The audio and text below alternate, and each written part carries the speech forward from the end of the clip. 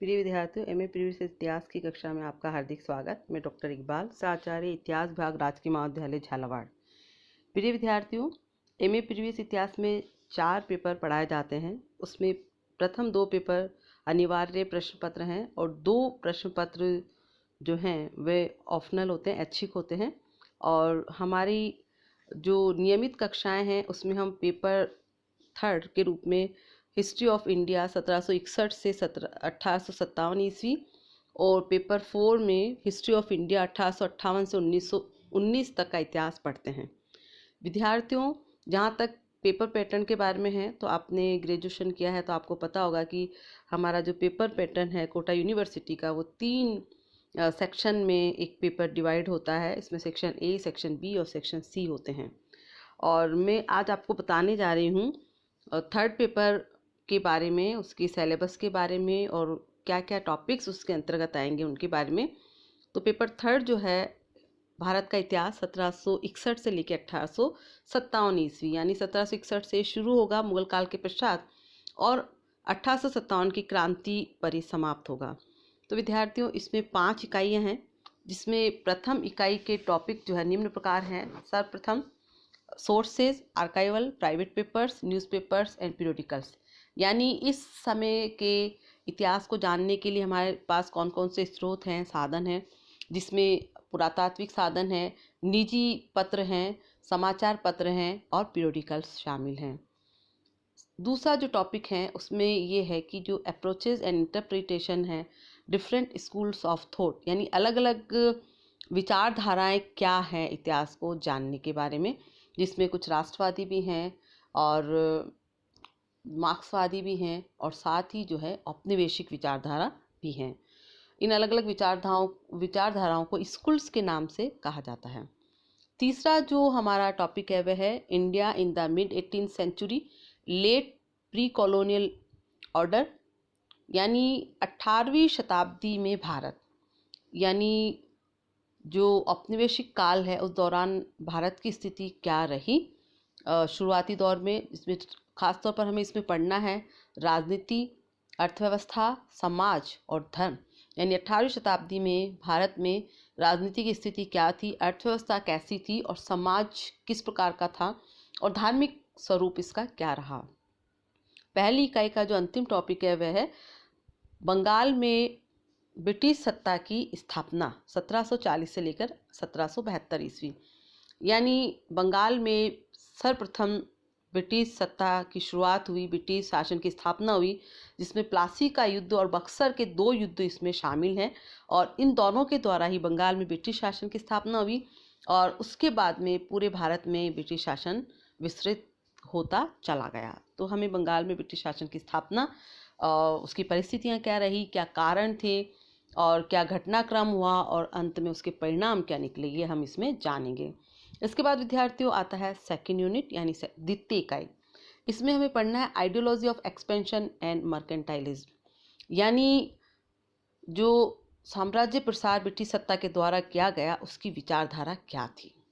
Second topic है policies and programmes of expansion, यानी औपनिवेशकारियों ने अपने साम्राज्य के विस्तार के लिए क्या कार्यक्रम अपनाया और उसकी नीतियाँ क्या रही। अलग अलग प्रकार की उनकी नीतियाँ रही, युद्ध नीति को अपनाया, कूटनीति को अपनाया, या अलग तरीके से जो है उन्होंने कौन कौन सी नीतियाँ कार्यक्रम अपनाए।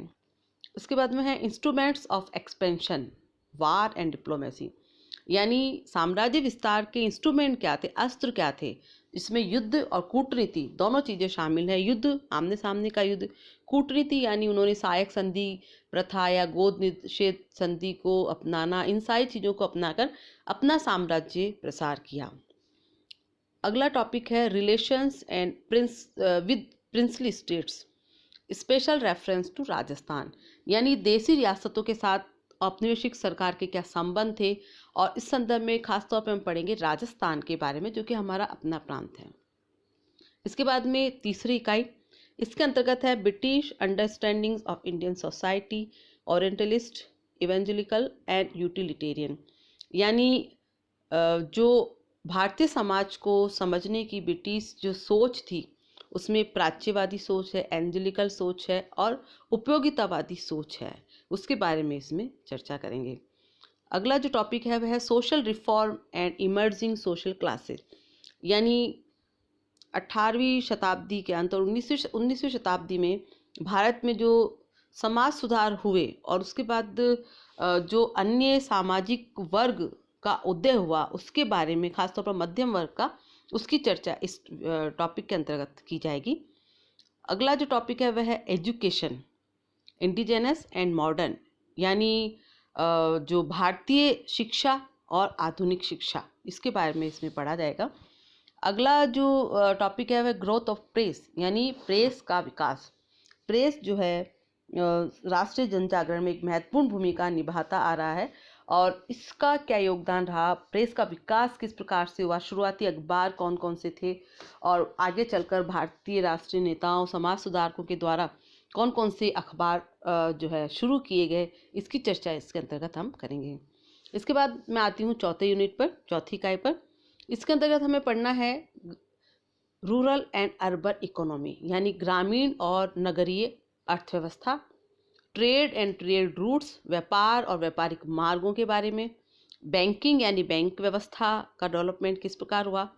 अगला जो टॉपिक है वह है development of British Indian administrative system 1756 से 1858, यानी भारत में ब्रिटिश जो एडमिनिस्ट्रेटिव सिस्टम था उसका विकास किस प्रकार से हुआ 1756 से लेकर 1858 तक, यानी अंग्रेजों ने भारत में प्रशासनिक व्यवस्था के लिए क्या क्या तरीके अपनाए, किस प्रकार की जो है उन्होंने अलग अलग एक्ट लागू किए, वो हम इसमें पढ़ेंगे।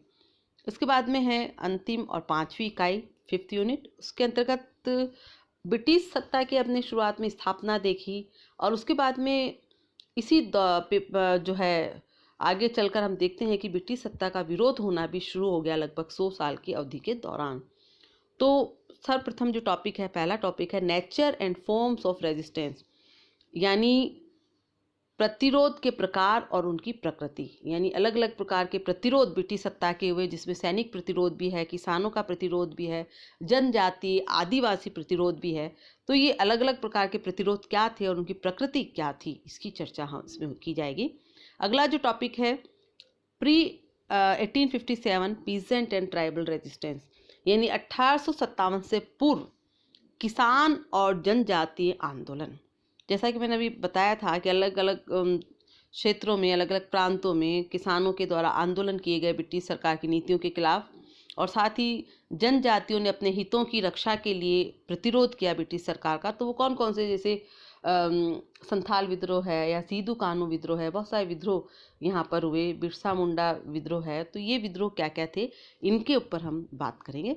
अगला जो टॉपिक है वह रिवॉल्ट ऑफ 1857 यानी 1857 की क्रांति, और इसके अंतर्गत हमें पढ़ना है ideology, programmes, leadership at various levels, people's participation and British repression and response, यानी 1857 की जो क्रांति थी उसकी विचारधारा क्या थी, उसका कार्यक्रम क्या था, अलग अलग स्तरों पर उसका नेतृत्व किस प्रकार किया, किनके द्वारा किया गया। जैसे आप झांसी की रानी लक्ष्मीबाई के बारे में जानते हैं, नाना साहब के बारे में जानते हैं, उसी प्रकार लखनऊ की बेगम हजरत महल है, या बिहार के जो है कुंवर सिंह है, अलग अलग जो है नेतृत्व किया गया। हमारे यहाँ कोटा में जो है मेहराब खां और जयदयाल के द्वारा विद्रोह का नेतृत्व किया और काफ़ी लंबे समय तक उन्होंने लगभग 6 महीना तक कोटा शहर पर अधिकार बनाए रखा। तो ये अलग अलग स्तरों पर नेतृत्व किस प्रकार हुआ, इसकी चर्चा हम करेंगे।